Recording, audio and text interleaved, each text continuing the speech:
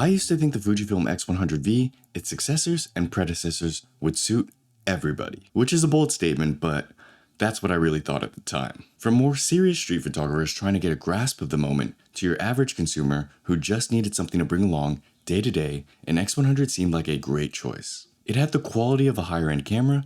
Sure, the price was also on the higher end, but what you were getting was still very worth it. Not to mention the versatility, a solid focal length for all-purpose use, flash and ND filter, making it easy to expose both during the day and at night, the silent leaf shutter, and the size, which made it easy to bring around when traveling, going to concerts and festivals, and out on road trips. It was a great option for any photographer, even if it wasn't your main driver and seemed too good to be true. And yet, at the time of writing, that statement doesn't feel right to say anymore. It's a bit sad to say, but nowadays, the X100 series is probably not for you.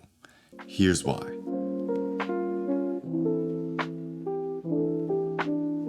Pushed past premium. The X100 cameras these days are too damn expensive. You and I both know that. It's decent if you manage to get it at face value, but otherwise, resale is your best bet. But even at face value, it's still a premium camera and out of budget for most people, which makes it near impossible to recommend despite all the good things I've said about it. Years ago, when I first got the V, it was more of a niche camera. If you weren't already into photography, you probably didn't know the X100 even existed. But since mainstream appeal and social media has blown up both the V and Fujifilm, basically everyone wants one. But the camera probably won't suit everyone.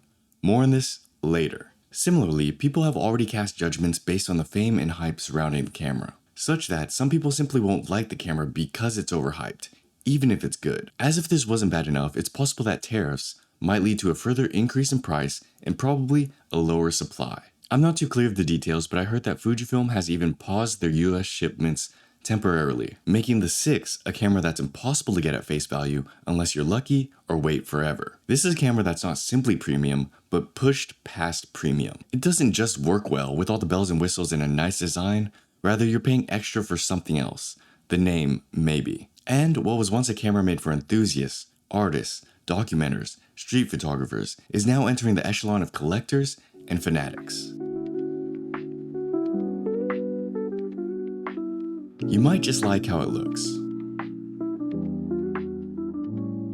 Let's be honest, the X100 series, the newer ones especially, are very nice to look at. And nowadays, more and more Fuji's releases seem to be aiming for a similar shape and feel, like the X1/2, the Instax Mini Evo, and even the XE series. The overall design of the X100 is somewhat reminiscent or inspired by the Leica M, give or take a few variances here and there. The manual controls make the camera look and feel film-like. The pancake lens built into the camera saves a lot of space while still functioning well. It's not your tiniest camera, but it's on the smaller size, and in my opinion, perfect for everyday carry. It's got a decent weight and shine so the camera feels like a camera and not a toy. And honestly, it's still the camera I get the most compliments on. That's not the reason why I have it, obviously, but bringing it out still increases the chances that someone will say, "Hey, I like your camera." But simply liking how a camera looks doesn't mean you'll like the camera itself. Cameras ought to be suited towards the type of photography you do and the outcome of the resulting photos. Design and shape can help with that, of course, but other factors like focal length, genre, and your preferences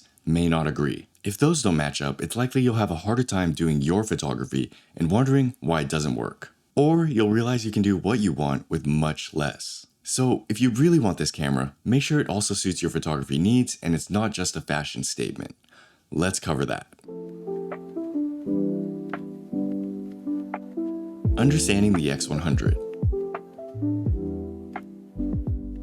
To understand why I can no longer recommend this camera, we have to understand what this camera is built for. The X100 series are supposed to be the ultimate 35mm cameras, meaning everything around the design, philosophy, functions, and features are to optimize this specific focal length. Upon realizing this, you'll see why it's pointless to list its lack of lens interchangeability as a downside, because that's not the point. But regardless, you'll still hear people complaining about how it's a fixed lens or wishing it was a different focal length. I do see where they're coming from though. The 35mm equivalent, although very versatile, isn't for everyone. Many would prefer a 50mm or a 28mm equivalent. Of course, stuff like the WCL and TCL add-ons exist, but they add bulk and are non-preferable. So the commitment to this one specific focal length doesn't make sense, especially at this price, unless you already know you love it. For some indication, the 23mm or 35 equivalent is good for street photography, especially in slightly crowded areas, everyday photography of friends, food, and coffee, travel photography,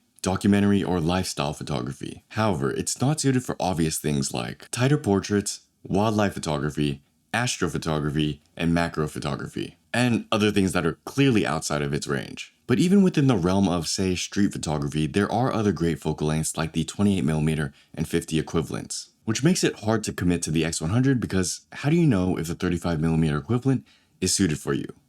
Let's talk about that.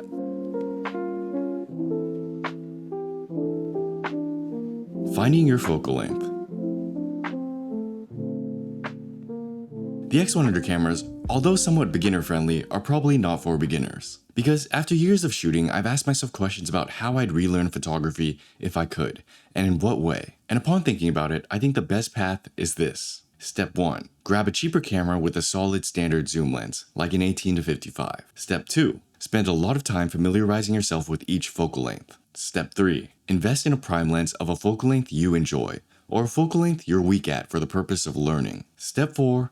Maybe even step 5 or 6. Buy something like the X100 series. You see, the X100 series is a camera you'd buy after you go through all these steps, understand photography well enough, and like the focal length enough to commit to it. But it'd make no sense to buy it prior to this because if it doesn't mesh, you won't like the camera. All of these reasons, friction, and barriers get in the way and make it harder to recommend this camera, especially for beginners. Some people, like me, take a gamble on these all-in features, and it works out. The 35 equivalent is my favorite focal length and I use the camera for just about everything, but I had no way of knowing that before I bought the V and didn't really even understand the different focal lengths back then. So I got lucky, and it could have easily backfired, wasting my money making another camera I'd have to resell or leave on my shelves. Granted, the resale prices of the camera were reasonable back then, so it wasn't as big of a gamble. But in my opinion, you're better off saving some cash and simulating what this camera might feel like with another body and a 35mm prime. Or rent the camera or try a friend's out first. And then make the dive when you know you're ready for it. Who knows, you might quickly realize that it's not the camera for you and something else would work better.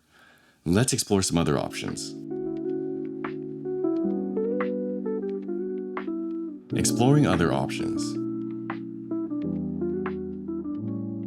When it comes to getting into and learning photography, you've got options. You don't need the fancy up-to-date X100 just because it looks good and everyone seems to like it. And like we mentioned earlier, unless you checked all the boxes down the list, the X100 might not suit you, especially at its current resale price. When the series as a whole was more affordable, it was competitive, but now other options are more attractive. So until you feel ready to commit, here are some other options. To straight up just learn photography, you can do a few things. You can buy a cheap film camera just for fun. You can get an old digicam just for fun.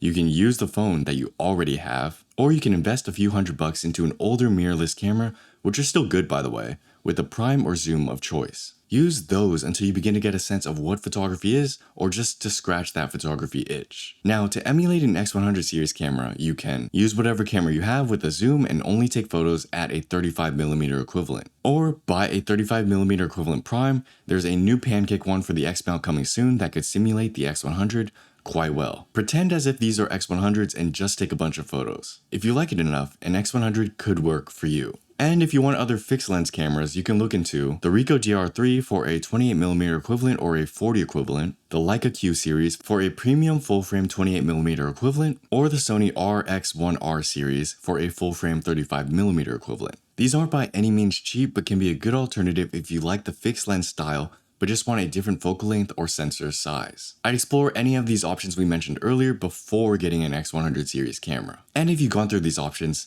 checked all the boxes, and are still interested, then you might be ready. Ready to commit. The X100 series certainly could, but probably shouldn't be your first camera. I think it's better to familiarize yourself with the various focal lengths and genres of photography first, such that you know it's something you'd like to commit to. Because all things considered, the X100 is an all-in 35 equivalent type of camera. That's what makes it so great, but also exclusive. And many will get an X100 only to realize they'd be better off with something else. But if you're looking at the X100, you're liking what you're seeing, and you've confirmed it in your photography, then you may be ready to commit. It's only then that I can safely recommend this camera, given that resale prices are nearly $2,000 and any base price is backordered or unavailable. An X100 in the hands of someone it's suited for is like lightning in a bottle. It doesn't feel like just another camera, but rather something that was built for you. Going out and taking photos with one is like photography without all the fluff. You don't need to worry about changing lenses because you're committed and you like it that way. You have all the exposure tools at hand, built-in ND filters, flashes, f2 aperture, high ISO performance. You can sling and bring the camera everywhere because it's portable and discreet. Leaf shutter, making photos of candid moments much easier to get. You get the same quality as many top-end cameras, making it convenient to make prints or work on photography projects with an everyday camera. And you can do photography and enjoy life at the same time, because using a tool that suits your preferences makes things effortless. It's hyper-optimized for a specific way of photography. It's not for everyone, but for the right person, it's like striking gold. If you're that person, consider yourself lucky, because there are many photographers that didn't pass that checklist. And if you're not that person, don't worry. There's another camera out there, somewhere, that is suited for you, and hopefully, cheaper. Thanks for watching, I hope you enjoyed this. If you've got a friend who really wants to buy the X100 series, send them this first. I think it'll help. And if you're looking to build a solid foundation in photography, go to Photography Essentials. It's free. We've also got new prints, limited merch, and photography zines available in the link below. Thanks so much for watching. I'll see you in the next video. Peace.